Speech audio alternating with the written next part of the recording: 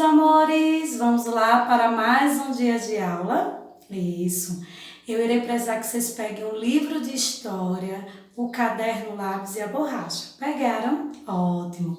Agora procure aquele local tranquilo aí na casa de vocês, para que possamos começar. Encontraram? Bacana! Então, abram aí o livro de vocês na página 76. Essa página aqui, olha. Abriram? Então, vamos lá? Acompanhe a leitura aqui, prestando bastante atenção. O cotidiano das mulheres na colônia.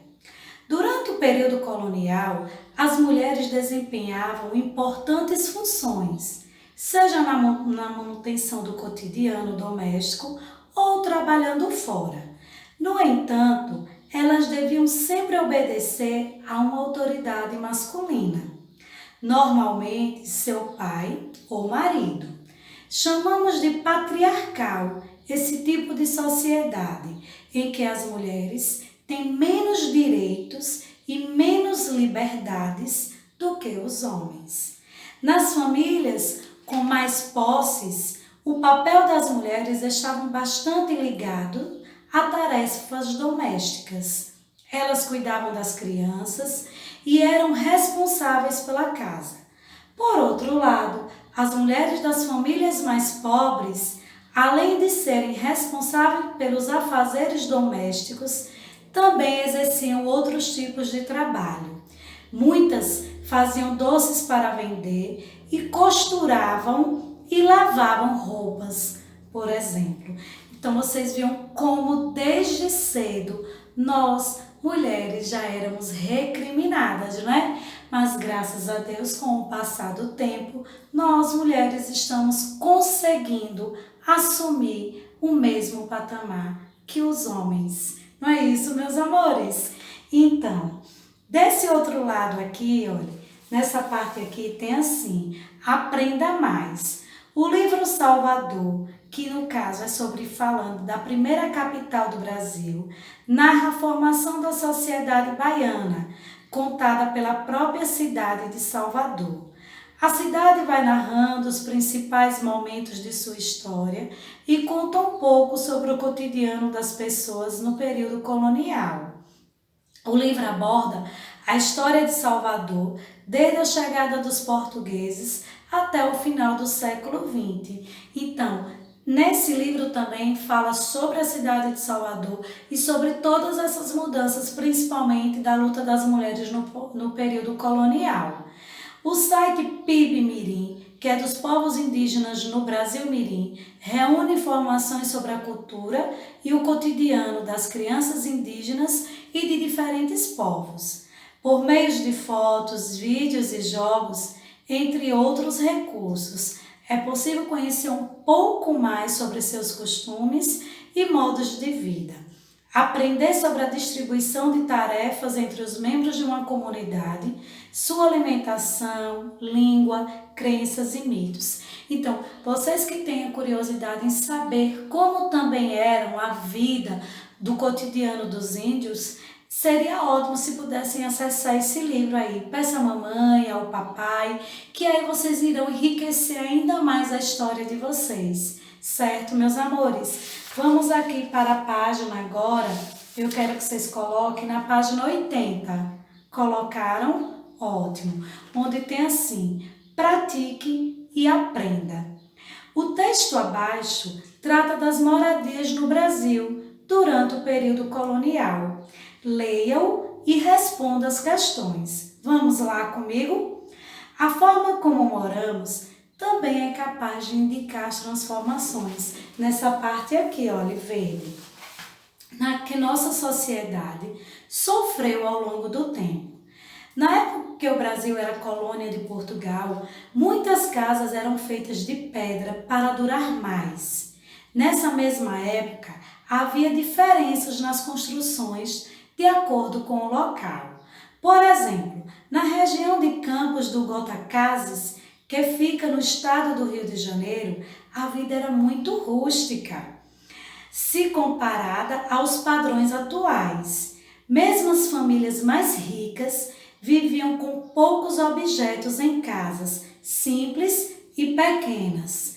térreas feita com tábuas ou ripas de madeira, entrelaçadas, amarradas com cipó, embolsadas com barro molhado e cobertas por telhas ou palha. Poucas eram as casas de sobrado, isto é, que tinham andar superior.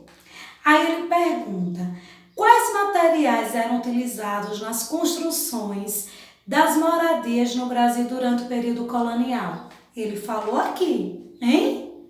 Isso, pedra, madeira, barro, cipó e palha. Isso mesmo, meus amores. Essa é a resposta da letra A. E agora a letra B, hein? Como eram as moradias de Campos do Goitacazes? Também falei aqui. Vamos lá? Isso. Tinham poucos objetos, não era isso? Até os mais ricos tinham poucos objetos dentro de casa. As casas eram simples e pequenas.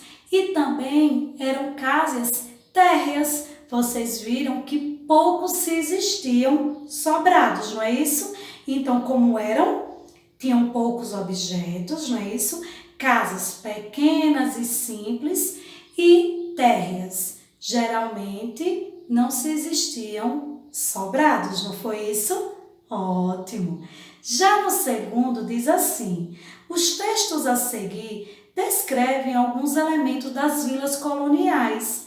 Esses elementos estão relacionados por letras nas ilustrações das páginas 74 e 75. Relacione cada descrição abaixo à letra correspondente na ilustração. Como nós iremos? 74 e 75. Essas aqui, olha, nessa página aqui, vocês irão ver, né? Olhar bastante essas imagens para que a gente possa responder essa segunda questão. Aonde tem?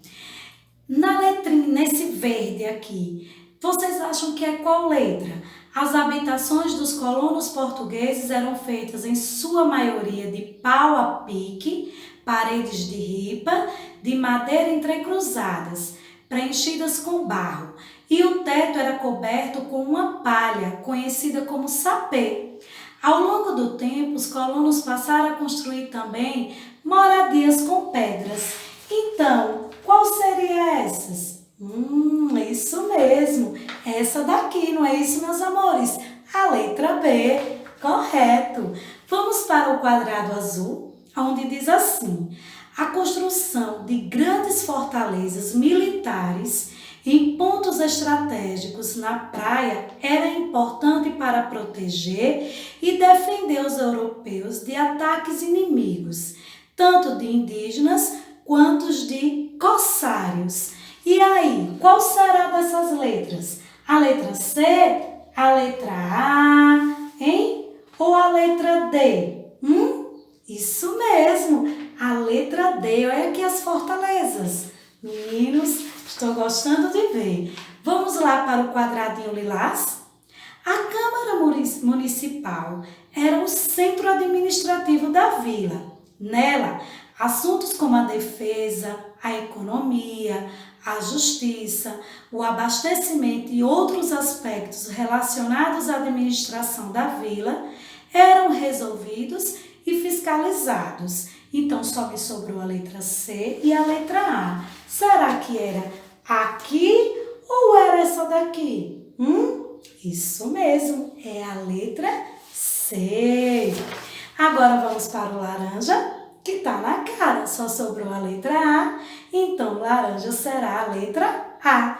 Os rios próximos eram muito importantes, pois além de abastecerem a vila com água, eram utilizados como caminhos de transporte de produtos e mercadorias entre a vila e os engenhos de açúcar. Então, laranja ficou a letra A. Esse daqui, estão vendo o rio que atravessando chegava lá onde ficavam os engenhos de açúcar, não é isso, meus amores? Então, nossa aula de história termina por aqui, mas irá ficar essa atividade aqui, olha, ponto de chegada, na página 81, que vocês irão ir lá na página 32, né? A questão 2 da página 32, e vão analisar e responder direitinho essa questão aqui, olhando as informações e respondendo no caderno de vocês. Combinado assim, meus amores? Então, nossa aula de hoje fica por aqui. Não esqueçam de pedir a papai e a mamãe para acessar aquele livro sobre a história dos indígenas mirins, certo? E tenham um ótimo dia e até a próxima aula, meus amores!